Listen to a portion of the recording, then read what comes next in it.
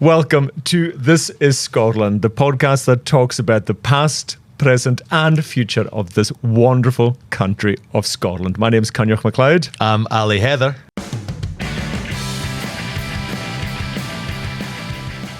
Ali, how are you? Actually, great. Yeah, I'm in fine form. Yeah? I'm in fine form. How are you? Good. What have you been up to this week? What have I been up to this week? Well, actually, I've been down in Edinburgh. I was down visiting some family, and I did something I've only done once in my life, and I should do more, and everyone should do, which is climb the Sir Walter Scott Monument. You ever been up there? I haven't. So it's run by the Council, and which means it's almost impossible to access. So you have to turn up on the morning you want to climb the monument, and they let you know what slots are available, and then you pay, then you have to come back, which is extremely inconvenient. But anyone that's been to Edinburgh, if you arrived into Waverley, it's the kind of Gothic sort of sculpted tower. It's like 4 stories high, towers over Princess Street Gardens. It's brilliant. So it's full of all the carvings of, Walter Scott's characters. It's got that kind of Gothic Caledonian fantasy element to it, but also it's like a Victorian visitor attraction. So it's like really pokey. You go up these spiral stairs, and the views across Edinburgh are some of the absolute best. And because it's run by the Council, it's only about £8 or something like that. So I went up there, really enjoyed myself, had a good time. Amazing. What have you been up to? I was back home on Lewis, and I was doing a wee bit of a foodie tour of Lewis, and I think that's one thing I'm really excited about these days with the islands. I'd say if you rewind, I'd be generous, 10 years ago, 20 years ago, the food scene maybe was a bit one note on the islands. Fish fingers from the cooperative. Well, more, you probably went to the cabaret and had a lovely 3-course meal. Right. But, there wasn't the contrast that there is now.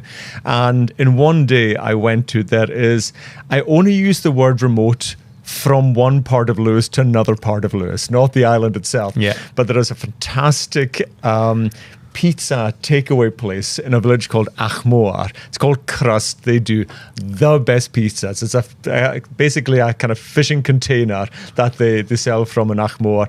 Definitely worth a stop. If you're driving through Achmore and see this blue container, stop there and get a pizza. It's absolutely fantastic.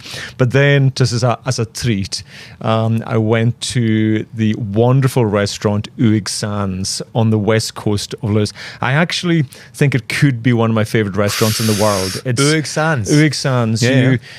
Not just the food, because the food is a wonderful experience, but you walk in, obviously the service is wonderful, but then the view from that restaurant is like nothing you've ever experienced. So you're looking towards before. America or Scotland? You're on the west coast, but you're looking onto the sands of Uig. Uig is the part of the west coast of Lewis. It's a wee bit out of the way, as in for a restaurant, so it's a destination. It's a pilgrimage. You really need to go when you're adding it. So if you're just looking for a wee treat, go to Crust for your pizza. And if you want something a wee bit more special, head to Uig Sands. Well, it sounds dear, so I'll let you take me when I'm out visiting. Take it for a pizza. What are we up to today? We've got 3. I'm looking forward to today. Actually, we've got 3 really fun topics to talk about today. We're going to start with chatting about our favourite Scottish movies. So many to choose from. Well, I'm going to kind of pitch in at you because you've got your top 3, and I'm not the biggest movie guy. Okay. So, but I've seen a bunch of films. I'm going to be asking you why some of the big names haven't made your top 3. But it's interesting all the same, and I'd be interested what our listeners. I can't wait to hear what the listeners think of my top 3. Yeah. Then we're going to go on to finding out what we think is maybe the most famous Scottish song ever. Yeah. Yep. And we'll tell you what that is. Yeah. And then we've got another celebration. It's the 200th anniversary of commercial trains in Scotland. Now, how boring does that sound? But I promise. I had to convince Connie that we should do this today. I promise. So we've got a little bit of fun history about some of the earliest trains, which is genuinely surprising and fun. And then there's a bit of recommendations about the bonniest train lines, and also ways to save a bit of money on the trains as well. So that's a good idea. Because I want to talk about trains, and in order to justify it, I promise I've really padded out with some real worthwhile content. No, it'll be fun. I enjoyed actually thinking about my favourite train journeys. There's some quirky ones in my list, but right to the movies. Let's start with movies, as they called them in your day, the talkies. And I really enjoyed thinking about my favourite movies, and I guess I put them in an order, but it was interesting even for me, the just watching them again. The nostalgia of some of them, particularly for me, was absolutely fantastic. And how I hadn't realized that 2 of my movies in the top 3 were written and directed by the wonderful Bill Forsyth, who had such an impact on the movie industry in Scotland.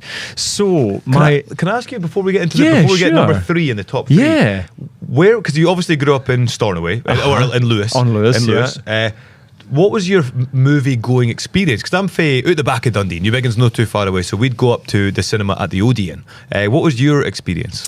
Well, good question. I remember when the first time I ever won a competition, I won a Spot the Difference Care Bears competition in the Stornoway Gazette, and the prize was to go to the cinema to watch the Care Bears movie. It's the first time I'd ever gone to the cinema. A big moment. 38 years old. But where was the cinema? Sorry, Stornoway. For a short time, we had a cinema at the Seaforth Hotel in Stornoway. Now we have a fantastic one at Amountdar. But I think all 3 of these movies, maybe not the second one, but certainly the first and third, were just video cassettes that I would have bought in Woolies in Stornoway, when they started selling VHS.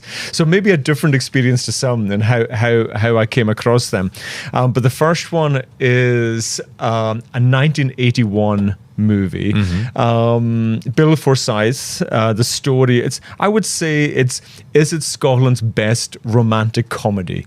Right. It is set around a secondary school in Cumbernauld. A lanky, awkward teenage boy falls in love. Why did that resonate? Falls in love with a footballer. Classic. Her name is Dorothy in the movie. So she's the footballer. She's a footballer. Lovely. He's the one that falls in love. It's Gregory's Girl. It's an absolutely iconic movie starring John Gordon Sinclair as Gregory and Dee Hepburn as Dorothy. And one thing I learned much further after I'd watched the movie was that Dee hadn't been a natural footballer. That's not a sport she had played. She went to train with Partick Thistle for 6 weeks. Yeah, and she improved them tenfold. She got them up to the Premier that season. But just to make sure that she felt confident on the football pitch during this movie. But it is a classic kind of romantic comedy of this young, awkward boy falling in love for the superstar of the team. And so there's teenage longing, there's friendship, embarrassment, and you'll recognize probably Claire Grogan, who is in the movie, in a kind of before she became really famous, because many will know her as the lead singer of Altered Images with that amazing song Happy Birthday, and obviously John Gordon Sinclair went on to lots of things on stage and screen as well. But for me, it is, when you think of a Hollywood romance movie and then a Scottish romance movie, they're very, very different. Cool. Can I ask though, because Scottish film is so often, I think of it as being it's big landscapes, like this, the picture of the Old Man of Storr behind you. Yeah. It's very much showcase the incredible scenes of Scotland, but this apparently is set in Cumbernauld. It's set in Cumbernauld, yeah, and with a tiny budget. I think the whole budget for the whole movie was £200,000. Sure. And it was a box office smash. It made nearly £26 million at the box office. So it was a huge success. And you're right, it wasn't that kind of wistful Scottishness. It was just a wee school in Cumbernauld that became famous. Oh, that's from great. it. I really like that. So I absolutely love that movie. And yes, I may have seen a few things in me. Falling in love with the school football captain. Might have done that myself. Right, number 2. Because number 2 is the big juicy one. Number 2, it's so difficult not to put Braveheart into your favourite Scottish movies. Yeah. Obviously led by probably Scotland's most famous actor, Mel Gibson. Yeah, grew up near me. I did grow up near you. And, watching that movie, and I remember going to the cinema in Glasgow to watch that movie, and it's impossible not to walk out roaring and wanting to rip your shirt off and go and get Scottish tattoos and, I don't know, take over the world kind of thing.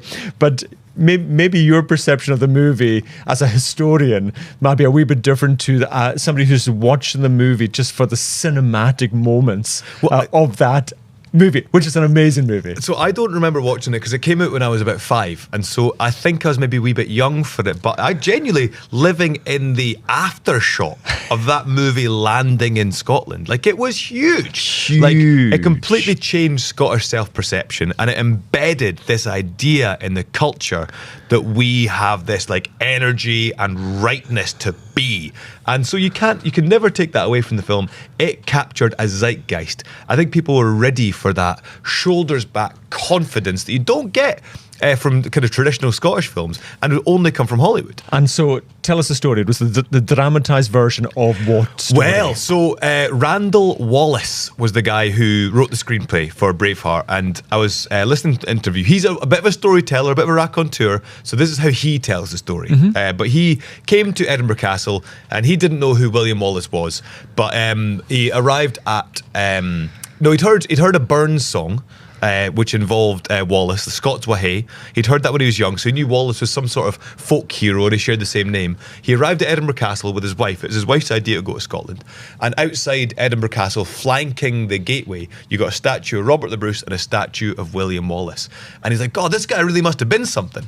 So the way he tells it, he goes home to, I want to say Los Angeles, but I could be mistaken there, and asks if any of the libraries have a book about Wallace. And the way he tells it is like, well, there was a book, it was just about to be got rid of, it was in long-term storage at the library and an archive, they got it out for me, and it was a Blind Harry the Minstrel's retelling of the Wallace story, reprinted in the 1700s in English. So Blind Harry was a minstrel who was alive in the 1500s and wrote the story of the Wallace. Now, this is a big, racist, xenophobic, anti-English poem in broad Scots, talking about William Wallace slaughtering English by the ton, like freeing Scotland, leading us down to England, and all of that flowed into what Randall Wallace was writing for the Braveheart script. But what's really interesting is he was reading the English version that came out in the 1700s.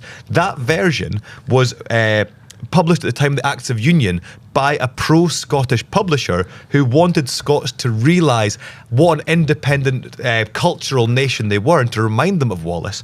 That one fed Scottish patriotic sentiment in the 1700s. And who read it?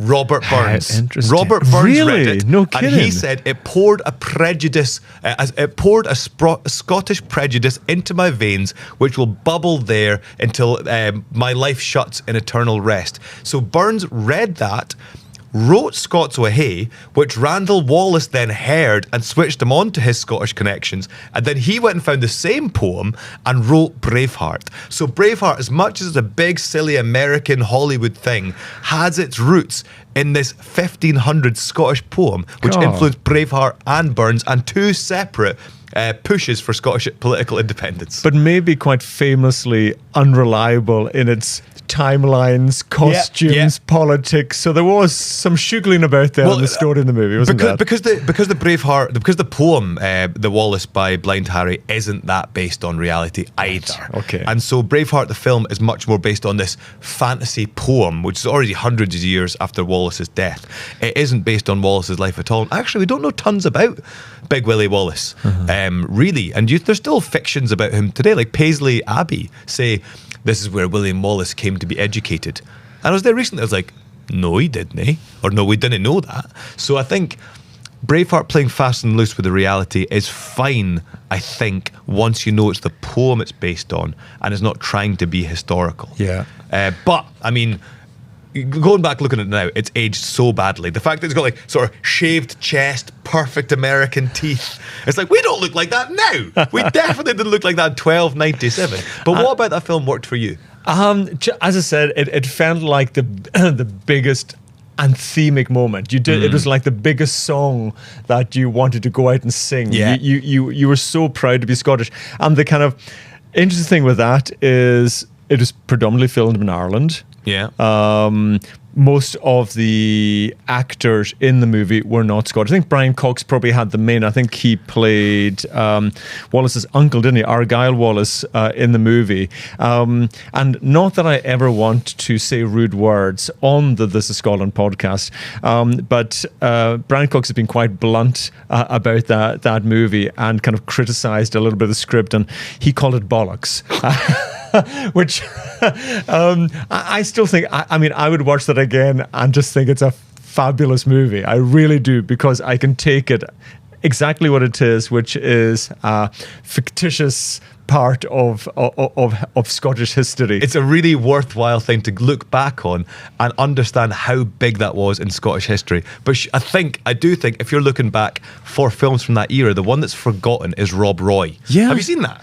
And why didn't that make your big list? So Rob Roy, Liam Neeson, a handsome character playing this kind of Scottish folk hero, and much more based in a kind of like semi-real Scottish history. Yeah, you're right, actually. To be honest with you, I mean, I can't wait to find out, what people think of my top 3, because there'll be people cursing it. Yeah. And there'll be movies in there that people think must be number 1. I mean, I even remember reading the Scots Magazine when they did their top 10 Scottish movies of all time. And mine's a wee bit different, even though some still appear in both. And some people will question why Trainspotting isn't in my top 10. Spoiler, we've not got your number 1 yet. You're listening to This Is Scotland.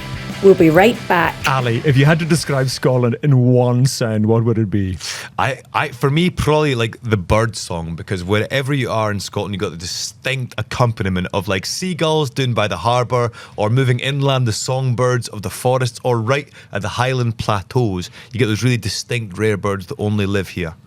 What about yourself? For me, I'd say it's just hearing the stories and songs around Scotland. And that's what Scotland's about, isn't it? It's a place of stories, people, places, history, food, music, and memories. And for generations, the Scots Magazine has been telling those stories, bringing Scotland into homes around the world. So if Scotland means something to you, bring it home. Subscribe today at scotsmagazine.com and enjoy Scotland stories every month.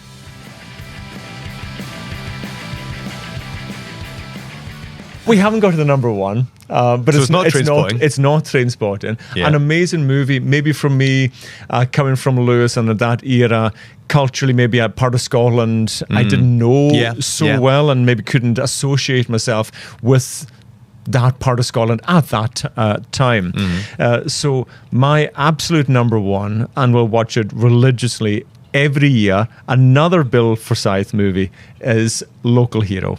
I just think it is a fabulous movie. So Gregory's Girl came out in 1981. Yeah. Local Hero came out in 1983. Sure. So he was on an absolute momentum here. And it follows the story of Mac McIntyre, this American oil executive who's sent over by Burt Lancaster, who plays the eccentric oil boss, to go over to Scotland to basically buy a village from the villagers, because he wanted to. This is in the 80s, to build an oil refinery, and they use the actor Peter Capaldi. He plays the role of somebody who's a fabulous actor, Doctor Who and all the amazing things he did, Thick of It, etc. Yeah. He plays the kind of assistant who's going to help them, buy this village. But of course, you think it's going to be about this big kind of behemoth American consortium, but actually it's about these clever Highlanders, all the villagers, some who think, yes, we're going to make some money, and this is going to be our moment, we're all going to move to Acapulco, whatever, that kind of thing. But it's about the fact that they totally know what the Americans are trying to do. It was set in a fictitious village of Furness, but for those who have seen it, or even just the clips of it, probably the most iconic is the phone box. The phone box scenes when Mac McIntyre is phoning Burt Lancaster and updating him on the progress of how the purchase of the village is going. That's filmed in Pennon on the Aberdeenshire coast. Yeah. And that phone box is just iconic, absolutely iconic. So I've not seen that film, but in the 1980s, is it because like the way Braveheart tapped into the kind of political identities of Scotland in the 90s when it came out? In the 80s, you're seeing the big American corporations arrive into Aberdeen, into Shetland, into Dundee to a lesser extent. Yeah. Is it tapping into those anxieties of big American money coming out of Texas, all that Texas oil money? Yeah, it was a bit like that. Yeah. I think it was a big part of what is a place actually worth. I think that was really the heart of the story. I mean, it was a light comedy, it really was, and lots of funny moments. And Peter Capaldi is just iconic in that role, that awkward role.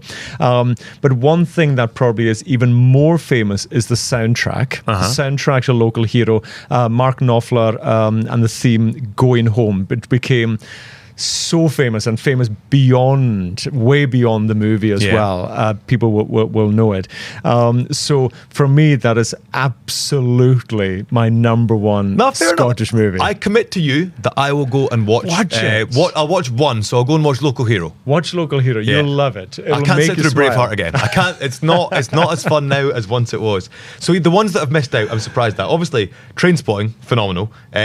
Outlaw King didn't make it in. So Outlaw King, Chris Pine, because you quite like there's a theme here of handsome leading men. Yeah, good point actually. Yeah, I mean, look, I only had a top 3, so I had to choose. Yeah, that's actually it's a good movie. It's an all right movie. It's an all that's the downside. Braveheart was like historically inaccurate but hugely entertaining.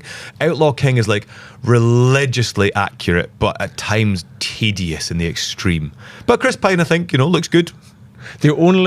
There should be a different number 1, but we've spoken about it in a different podcast. Of course, is the original Whiskey Galore. But seeing I've spoken about that before in a different podcast, that's why it didn't hit my top 3. And speaking of leading men, the most famous actor from Stornoway I thought might get a mention. The dog that played Greyfriars Bobby. Oh, yes. So that was the original Disney movie you're talking about. When. Yeah. And I mean, an amazing movie, a beautiful story. But you're right. Harry Lewis. He was. There's a few of us about, but you're talking about the Skye Terrier. Yes. Who I think there was a young girl from Stornoway who had only recently got the dog, the dog that became the dog in the movie. She saw an advert in a newspaper looking for a dog for this movie. The dog was taken to London, auditioned by Walt Disney himself, and that dog was selected to be the dog in the movie Greyfriars Bobby. I don't know if he ever ventured back. I think sometimes when you become too famous as a dog, you don't go back to Lewis. I don't know. No, I think it's hard to go back to Lewis once you've seen the world, But an amazing and beautifully heartfelt movie. I only know about that because it was in one of the Gallivant newsletters. Of course it was. The Scots Magazine does that newsletter that you can sign up to for you get a free article every week. Oh, I love that newsletter. Yeah, and one of them was about the famous dog from Stornoway. Yeah, and of course many people will know that it's that kind of luck to rub the nose of the Greyfriars Bobby in Greyfriars Edinburgh. Bobby statue. You're not meant to touch the nose of the statue. All right, it's not a real dog. It's just a bronze nose. Relax, everyone. Anyway, I was thinking about film soundtracks and the Auld Lang Syne that featured in Sex and the City. The movie. Yeah. Iconic movie. So that was, it was an amazing version done by Mary Campbell, who's a great gorgeous version of the song. Stunning version. But I think this is true, right? Because she told me this ages ago, but I was at a house party and I can't mind how sober it was. But she was saying that it was actually a taxi driver was listening to her version of Auld Lang Syne in a cab in New York, and the film producer heard it and said, "What is that? What are you listening? What is the version you're listening to?" Because they were looking for a big closer, and Auld Lang Syne is a perfect closer for a film because in America, you know that it's that connected to the ending of it's like Hogmanay, it's the bells and things. Auld Lang Syne also, the tune of it is played in Japanese shopping centres when they're closing. Every evening they play the melody and everyone in Japan knows that's the end of the day. But that version, Mary Campbell's version of Auld Lang Syne, iconic in Sex and the City, and basically bankrolled 20 years of Mary Campbell's creativity. I love so it. Thanks very much. Well deserved, because that is a beautiful version. So I suppose the question is Auld Lang Syne the greatest Scottish song of all time, or the most famous Scottish song of all time. So obviously there is the amazing story about it. Many people say that Robbie Burns wrote it, but he admits himself he didn't write it. He heard it in a pub one night, and many people say that maybe he heard a version or a verse or something, and he improved it and all those kind of things. So, but it definitely does feel so connected with Robbie Burns. He sent the words to James Johnson at the Scots Musical Museum, just as an old song that should be, kept preserved, and preserved kind of thing. But Robbie Burns at the time, he was in an interesting place. He had written what became probably that book 2 years earlier, poems chiefly in the Scottish dialect. The Kilmarnock book. It made him a good amount of money as well. It kept being republished. The first one sold out 600 copies, and you think to yourself, and he already had a ticket to go to Jamaica before he heard that version of Auld Lang Syne to be potentially a slave driver. Yeah, exactly. So the fact that sliding doors moment, that if he had gone to Jamaica, he might not have heard the song, and we wouldn't be where we are today. That Auld Lang Syne is so iconic for us. I think I've thought a lot about this and why that particular song has become so embedded, because it's in Scots, so it's not necessarily the most accessible. And I think it's because that time you mentioned Jamaica. That is the time when we started to leave our villages and our clans and our families, and we started to disperse across the earth. The 1800s saw the biggest movement of peoples that humanity's ever seen. Millions and millions of people going from all over Europe to the Americas, to Australia, to New Zealand, just everyone emptying out the villages. And even if you're not leaving the country, you may be going from Lewis down to Glasgow. To Glasgow, and Edinburgh. The song is about that separation. It's about that dislocation. Like, it's telling your old friend, like, we twa he paddled in the burn fae morning sun till dine, but seas atween us braid he roared since Auld Lang Syne. It's that thing of... Well, here's a question for you. There's one line which... obviously, as you say, it's in Scots that people might not know. Aye. So when you have a right good willy wacht, what on earth for the people who don't know? What's a willy wacht? Well, hey, a right good willy wacht, and it basically you're haying a great big glug of beer. Brilliant. A great big willy. Yeah, so you're haying a right good willy wacht is a wonderful phrase. But it's interesting because it is now so synonymous with Hogmanay, with New Year's Eve. But at no point in the song does it talk about the 31st of December. No. There's no talk of Hogmanay. But it really, as you say, because...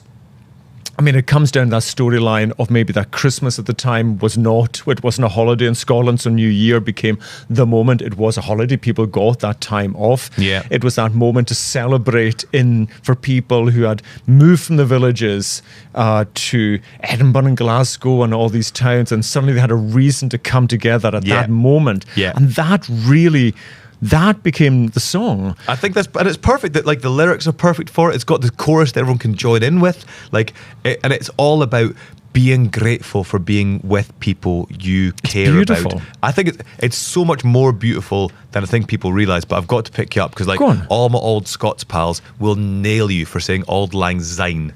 They hate that. Anyone that says Auld Lang Syne, they come doing like a ton of bricks. Honestly, I've met like fifers that would invade America because they keep saying Auld Lang Syne. Right, that's the end of today's podcast. Right, I'm trying to get you in trouble in the comments. Billy Kay will be coming for you. You tell me how to say it in Gaelic, and then we'll see how we go. How is it in Gaelic? Well, funnily enough, a few years ago, so myself and Peter always entered the Royal National Mod, and we were very fortunate 2019 to win the duet competition with a Cape Breton Gaelic song called Talva na Bain na Gurima. But a few years later, we entered again, and we got Auld Lang Syne, a Gaelic translation of Auld Lang Syne, which is Erskan and MacLeod. Erskan and MacLeod. It's beautiful. You said it wrong, but I won't shout at you as much as you shouted at me. And we got fourth. So, but unbelievable. We actually got a record deal on the back of that. No way. And now, if you type in Hogmanay Boys or Auld Lang Syne into Spotify, you can listen to our Gaelic rendition of Auld Lang Syne. Well, there you go. Go listen to the Hogmanay Boys on Spotify, Auld Lang Syne, and you get 0.0001 pence.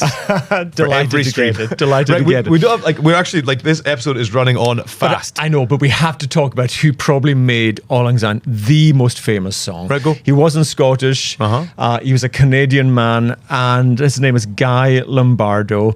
Born in Ontario, Italian parents, but it was him. He was surrounded, of course, in Ontario by lots of Scottish people. He had heard the song growing up, but on December the 31st, 1929, Lombardo and his Royal Canadians played at the Roosevelt Hotel in New York, and at midnight they performed Auld Lang Syne. They performed the song. But crucially, it wasn't just for the people in the Roosevelt Hotel that night. It was broadcast live on the radio across America. And then this was his moment. He became famous for that. He did it year after year after year.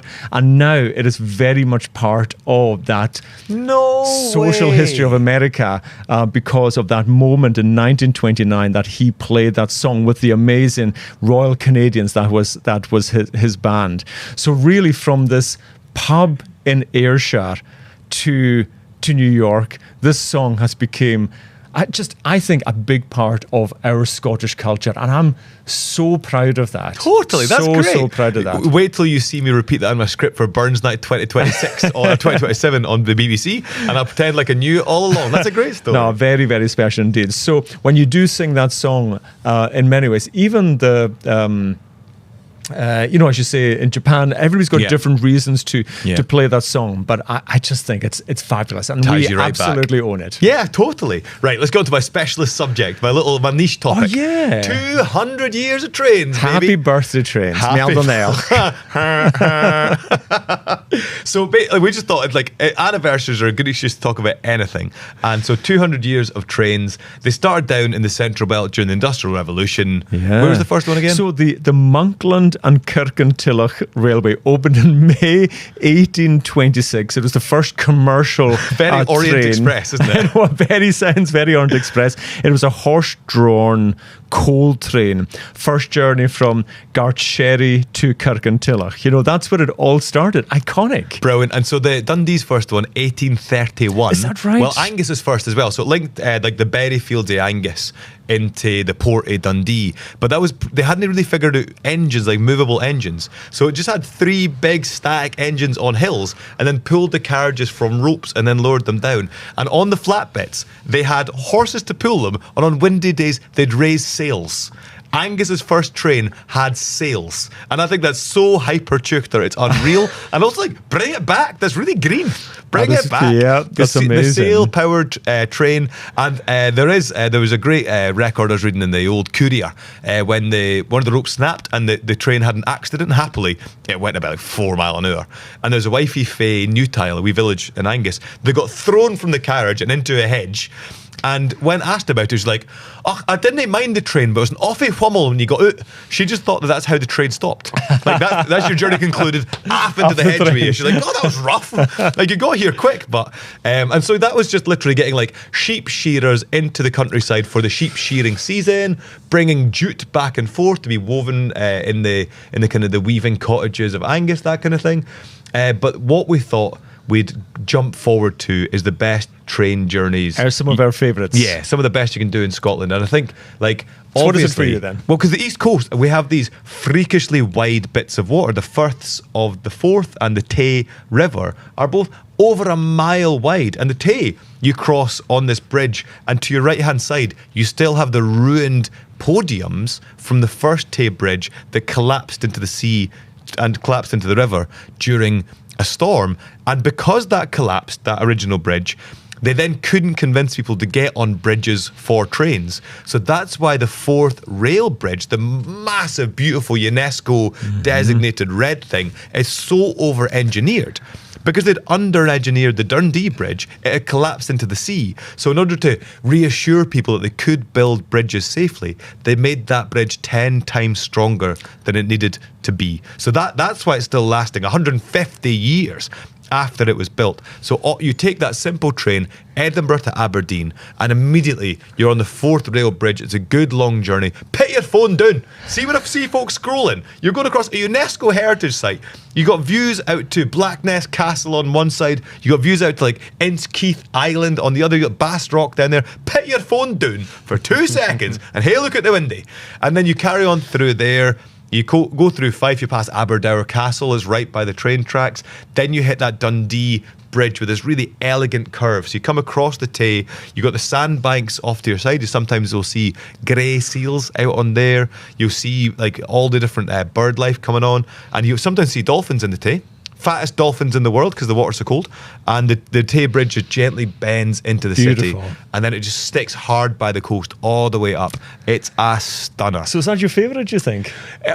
It wins for me because it was my passage out of Angus to everywhere. And so I'd catch that to like that gleaming granite Paris of the North, Aberdeen, or I'd catch it down to visit my grandparents in Coinneach, or I'd go and visit friends in Edinburgh. And it feels like such an adventure, and the thrill of getting such a beautiful train journey to be built into your routine, I'll never look past that. What about yourself? Well, nostalgia is a big part of train journeys, for sure. I found this a wee bit challenging, actually, to decide on an absolute favourite.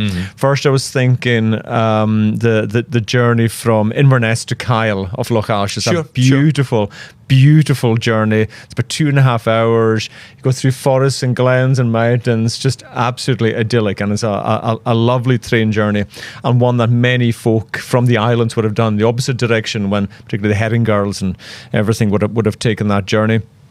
A relatively new train journey for me as well is going back to my new hometown of Oban. The Glasgow Oban train is fantastic. People say it's the coldest train journey out of Siberia, but I think it's a lovely... Why is that? And people say it's really cold in the train. People bring like hot water bottles and things on the train. The Far North Line, they definitely do that. The people like getting on in Wick do bring hot water bottle and down jackets, which I think's not very good. But it's a stunning train journey as well. And I will often make sure, rather than driving down to Glasgow, I'll take that train journey. But Oban's a great town to arrive into by train as well. You know, that knowing that the Victorians kind of did it, and that was their kind of holiday destination, you know, from once when it was built. But I'm probably going to choose one that maybe doesn't have the best views, but it's pretty iconic. Right.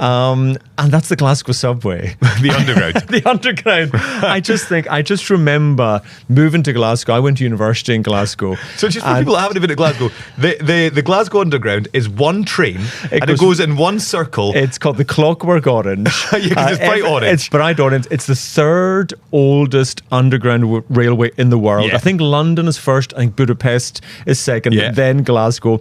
Opened in 1896, and it just tootles round and round and round. For a man my size, I'm 6'3". It's like, tiny. It's small for me. I have to like squeeze. And I'm only 6'2", so like it's really tight, and you're squeezing yourself in there. But for me, it's iconic. I think it's 15 stations from Hillhead to Ibrox to Cowcaddens, and for me, when I moved to Glasgow first, it sounded, the places sounded so exotic. You know, I even remember Ibrox.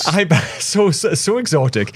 I remember even going on the underground from St Enoch's to Buchanan Street.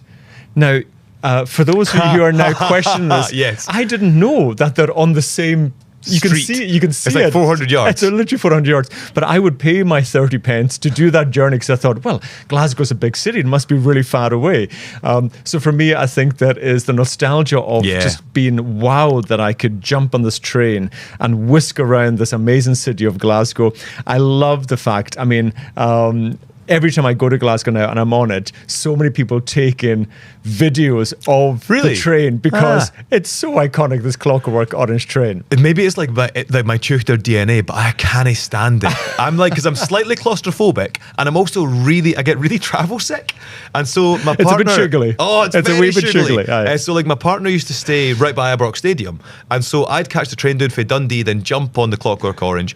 And it's like being put inside a Coke can in the dark and shaking like that. And I'd arrived there after 15 minutes feeling sick as a dog and really in the need of some fresh air. So what you're saying is it's not your number one best train journey in Scotland? It's the maddest shit you come up with here. Like your movies, you thought your movie choice were going to be controversial. The idea the best train in Scotland is an underground one-track system that does a wee loop feel like Cowcaddens to Govan. Fair, like I'm not here to criticise you. I'll leave that to our audience to criticise you. If unlike me, you have a different train journey, not the Glasgow subway as your number one train journey in Scotland, please let us know, because there are stunning ones. And, I'm now really lucky because, now I'm living in Oban. I get a Highland rail card. Yes. So I get 50% off my rail journeys, which is amazing. I know in a few years I'll be getting my pensioner's pass, but still haven't got that yet. But no, so actually,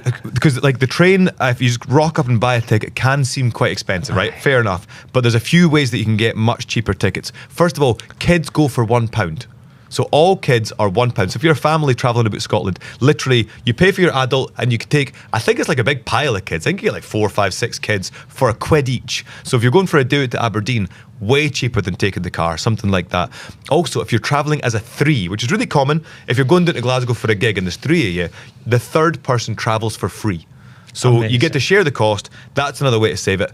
Also, they have rail cards. So if you're 30 years or younger, you can get a rail card that gets you a third off. And if you're 55 or over, you get a rail card. And it's a £30 one-time payment for the year. It gets you a third off rail prices. I would say the train system's brilliant and you can get it so affordable if you do those things. So then you can, once you got a rail card, you can buy it on the day. I have been doing my own research, which is a risky area. But I've been doing my own research because ScotRail got nationalised by the Scottish Government not too long ago. True. And I think it is now one of the most reliable train services in Europe, right? So it's definitely one of the most reliable in the UK, intercity. But I was looking at the Swiss, the French, the German. We are way better than the Germans at reliable trains. So Switzerland is more reliable than us. I think Austria is more reliable than intercities. But we're up there. We are, I think, the third most reliable intercity train service in Europe. And I'm going to ask if anyone knows of any different, please don't tell me. I'm bubbling in my little fantasy. But the fact that ScotRail will just get you where you need to go. And particularly, we talked a lot about Edinburgh and Glasgow in the past. And that speedy train journey at some points 15 minutes apart, as well. It's at 47 to 50 minutes journey, super quick. And imagine driving, at peak compared to taking the train. So if you are visiting Edinburgh or Glasgow this summer, take the train and see both cities because it's so easy to do. That's it. So I thank God bless you for indulging my 200 years of trains. I think we actually got quite a lot out of that. I loved it too. We better get towards wrapping up though. I always like to leave you with a little historical fact that maybe you've never heard. So I think I'll tell you about a vanished people from the streets of Edinburgh. We're talking about the train leaving from Waverley. So a lot of the early visitors to Edinburgh in the 1700s talk about the caddies. This was basically a group of semi-homeless or entirely homeless men who lived barefoot around the Canongate of Edinburgh. A lot of them were quite young. They'd start from about the age of 14. They would be brought into an apprenticeship where they'd be taught, like the knowledge for London taxi drivers, they'd learn where everyone lives, where all the main people lived, and they would organise the postal system, but they're also your general servants for the streets. They had a leader called the Constable of the Caddies, and he would basically organise, you'd go to the street and you'd shout, "Caddy!"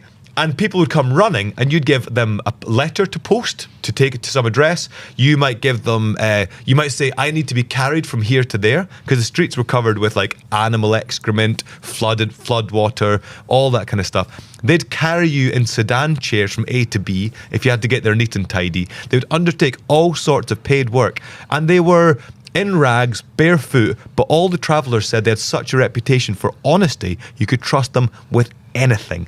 And so the Constable of the Caddies and the Caddies lived in the Canongate and were the feature of the Royal Mile up until nearly 1800, and they were the source of the original postal system in the city. And caddy is one of those Scots words that comes from French. It comes from cadet, which means the younger brother or the wee boy. And so cadet in Edinburgh Scots became caddy, and that's where the modern golf term caddy comes from as well, because it's folk that will carry your stuff for you. Well, seeing I was cursed for how I said Auld Lang Syne. How do you say Auld Lang Syne? Just sign rather than sign. Okay, fine. Well, the funny thing is, I think I'll tell you why I think I say it that way. Yes. We don't have the letter Z in the Gaelic alphabet. Sure. So I like to use it as much as I can when I'm speaking in English. So I think that's maybe... Got you. You're too deprived in your native tongue. Totally. That's my... I'm sticking to that one. Got I'm sticking to that one. But I just wanted to say again, see, we talked and cherished this amazing song. People do want to hear it in Gaelic or even to say it in Gaelic because they can't say it correctly in Scots. Let's go for it. So it's Erscan and Imaclean.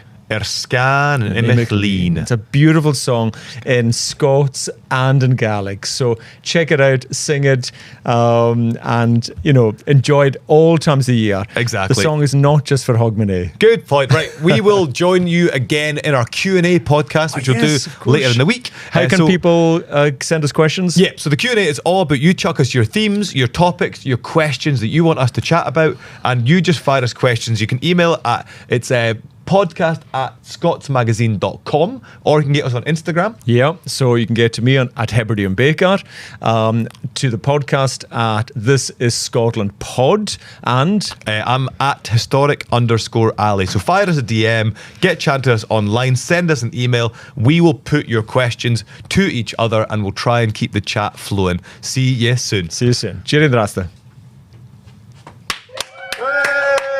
Series 1 done. Series 1 done. Well done, mate. That was a good one. I really enjoyed that. That good energy. Way! Try not to give anybody a black eye. Come a little bit further. Gives me really scared. What's that called? Booze it or Nose nose it? Prosecco.